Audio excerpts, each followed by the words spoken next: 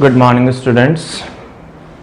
देखिए, बहुत दिनों के बाद हम वापस हमारी 10th क्लास के मैथमेटिक्स का एक छोटा सा पार्ट स्टार्ट कर रहे हैं। मतलब हम जो हमने साल भर पढ़ा उसको हम एक थोड़े से दिनों में यानी कि एक समरी के रूप में हम पढ़ना चाहते हैं, ठीक है, ताकि जिन बच्चों का जो स्टडी का जो रूटीन है वो टूट गया है तो उनको ये जो वीडियोस है ये बहुत ही बेनिफिशियल होगा।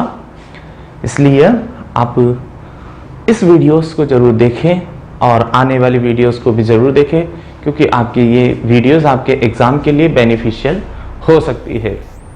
ठीक है, थोड़ा एनर्जी के साथ, जैसे स्वामी विवेकानंद ने कहा था, उठो जागो और तब तक भागते रहो जब तक लक्ष्य नहीं मिल जाते।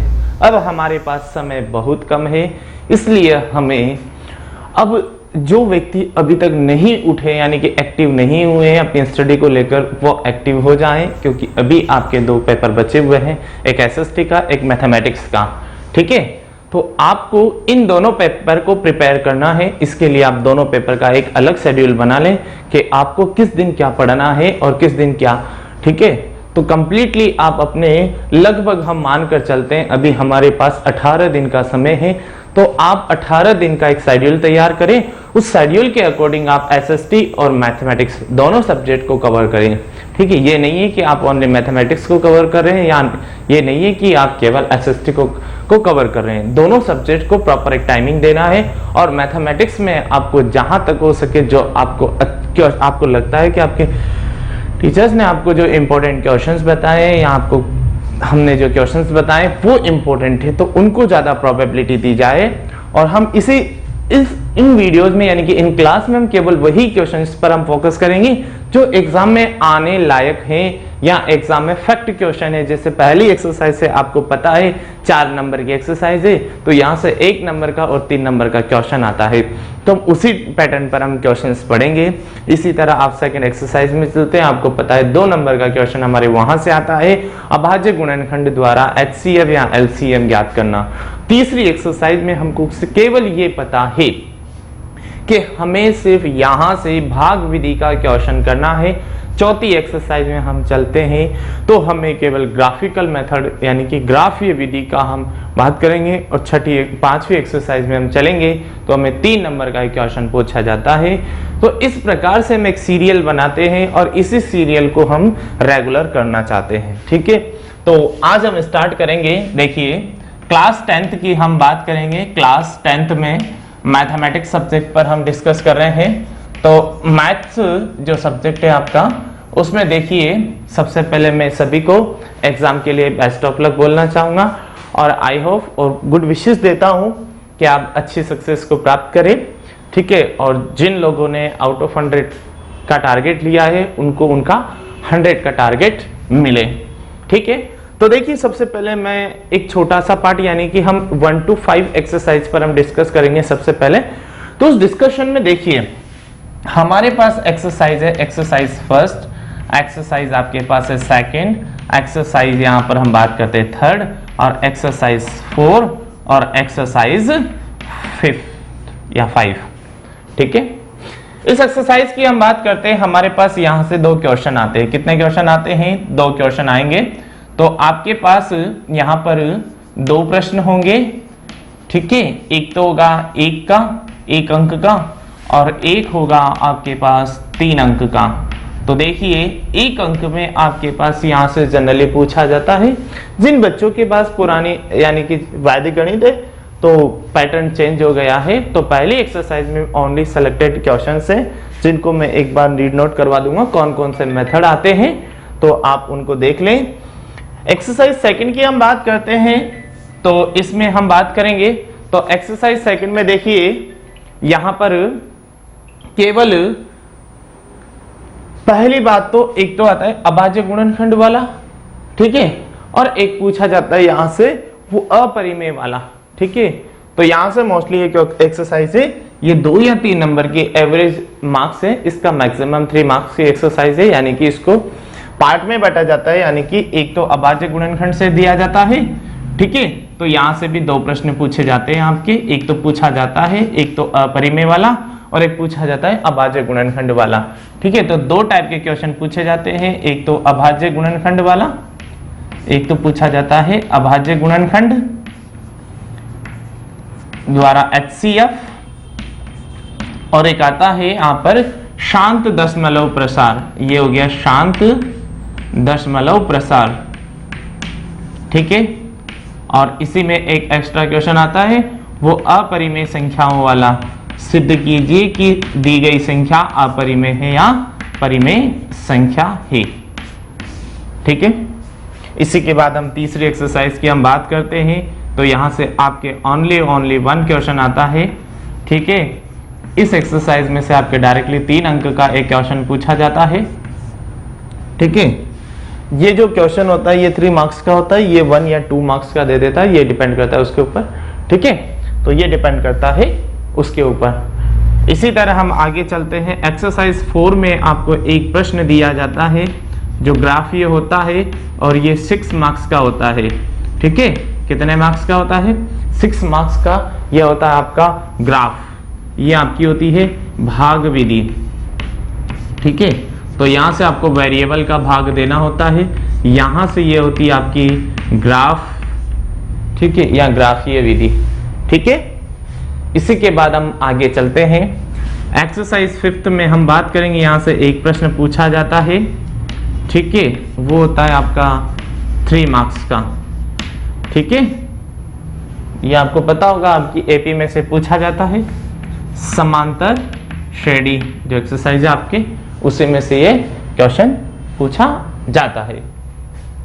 तो सबसे पहले हम जो डिस्कशन करेंगे वो इसी पर करेंगे, यानी कि आज हम स्टार्ट करेंगे वो पहली एक्सरसाइज से हम स्टार्ट करते हैं। ठीक है, तो पहली एक्सरसाइज में मैं आपको सबसे पहले ये बताऊंगा कि आपके जो लास्ट ईयर जो एक्सरसाइज में चेंजेज हुआ था, जो पुरानी बुक से उसमें 1.1, 1.2, 1.3 और 1.4 है, जबकि जो लास्ट ईयर की जो बुक है उसमें चेंजेस किया गया है, केवल एक एक्सरसाइज दी गई है।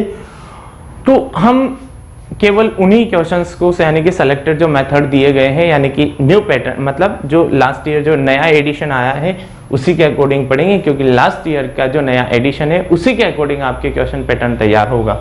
ठीक है, तो यहां से भी 2 प्रकार के क्वेश्चन पूछे जा सकते हैं, एक तो निखिलम विधि वाला क्वेश्चन पूछा जा सकता है।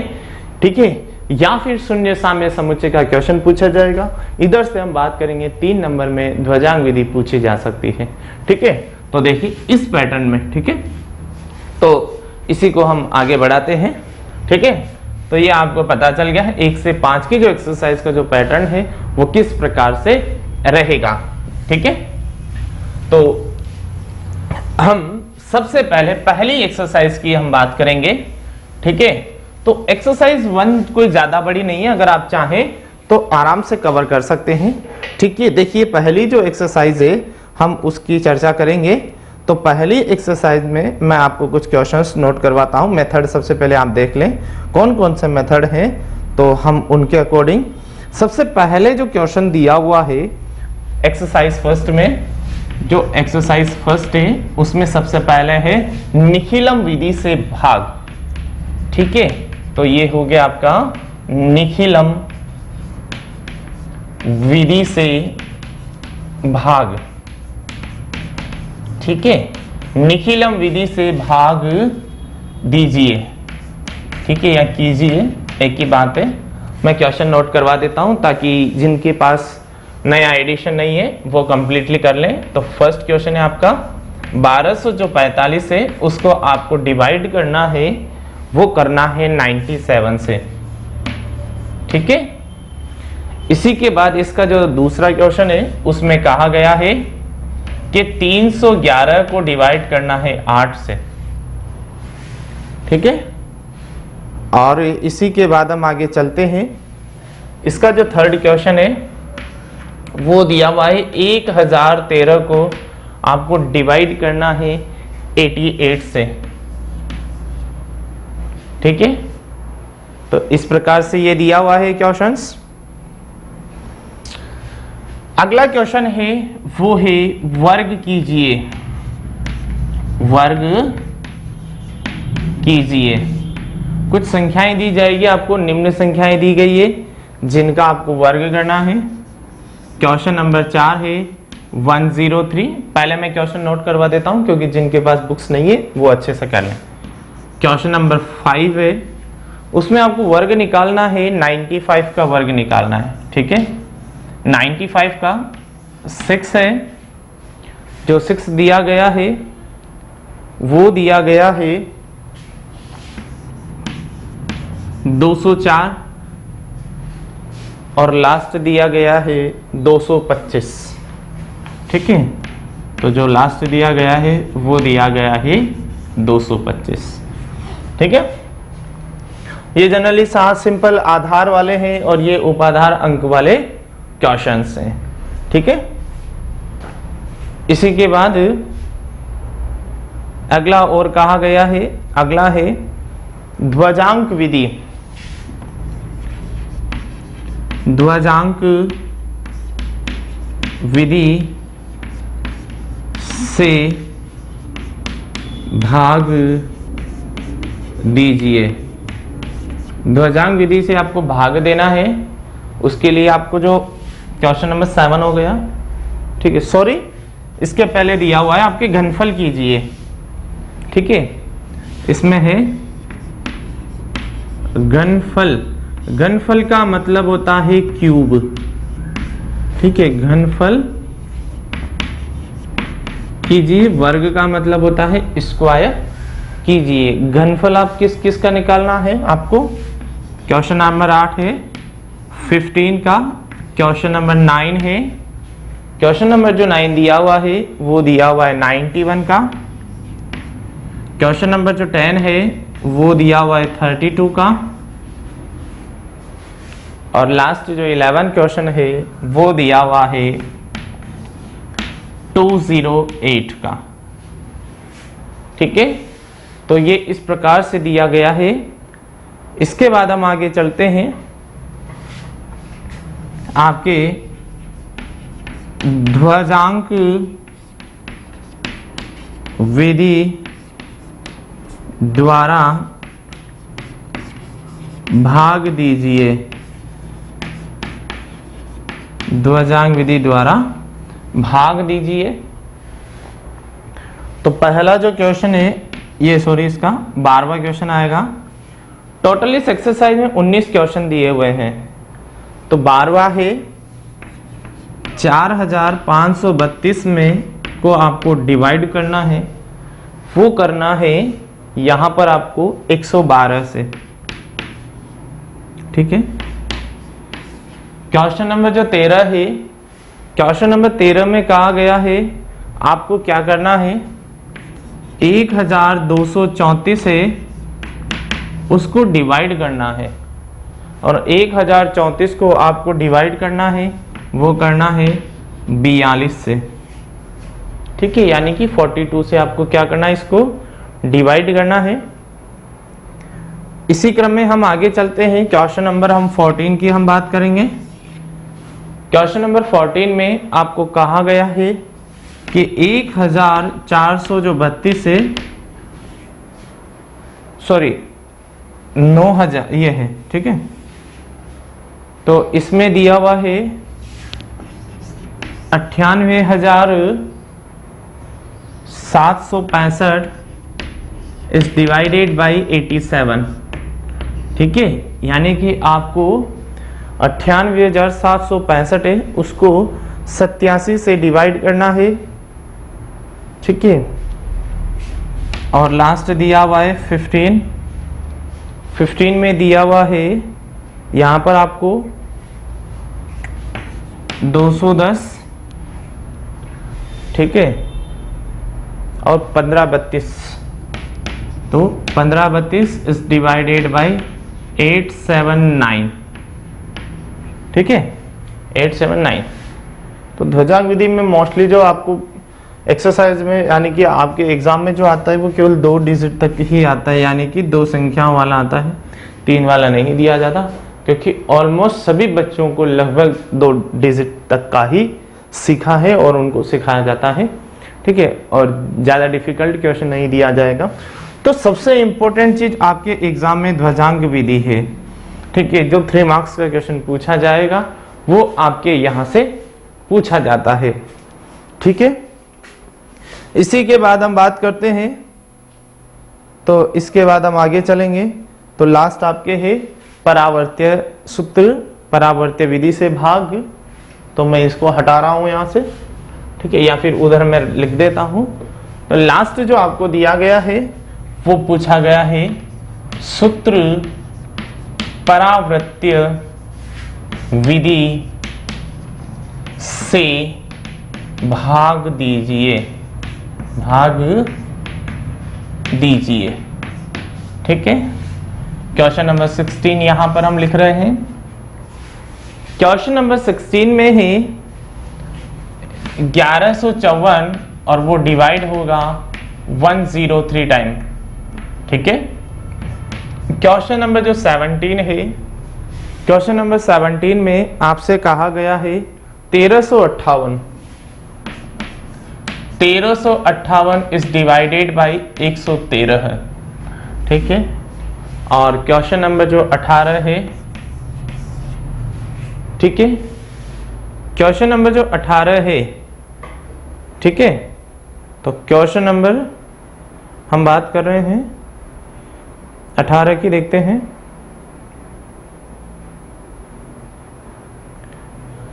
उसमें दिया हुआ है 1432 इज डिवाइडेड बाय 88 और लास्ट है आपके 19 क्वेश्चन, ठीक है। इस एक्सरसाइज का वो दिया हुआ है 14,885 है, उसको आपको डिवाइड करना है, वो करना है 123 से, ठीक है। तो पहली एक्सरसाइज में आपको ये 19 क्वेश्चन दिए हुए हैं।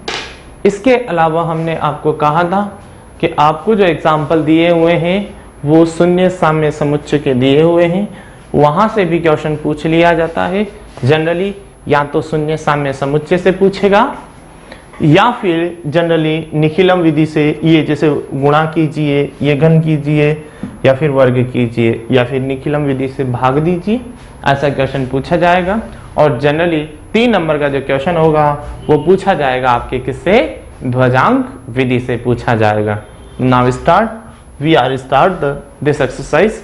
सबसे पहले हम बात करते हैं शून्य साम्य समुच्चय के। मैं कुछ एग्जाम्पल आपको नोट करवाऊंगा, उन एग्जाम्पल्स को आपको सिर्फ अच्छे से कंप्लीट कर लेना है। अगर आप उन एग्जाम्पल को कंप्लीट कर लेंगे तो आप अच्छे मार्क्स ला सकते हैं, यानी कि जो हम क्वेश्चंस करेंगे उन क्वेश्चन से रिलेटेड आपको फैक्ट मिलेंगे, ठीक है। तो सिर्फ आपको पैटर्न समझना है कि जब अगर आपको क्वेश्चन में ऐसा दिया जाए तो आपको कौन सा रूल लगाना है, सिर्फ इतना सा, ठीक है। तो हम स्टार्ट करेंगे हमारा। सबसे पहले हम चलेंगे हम यहां से स्टार्ट कर रहे हैं, ठीक है।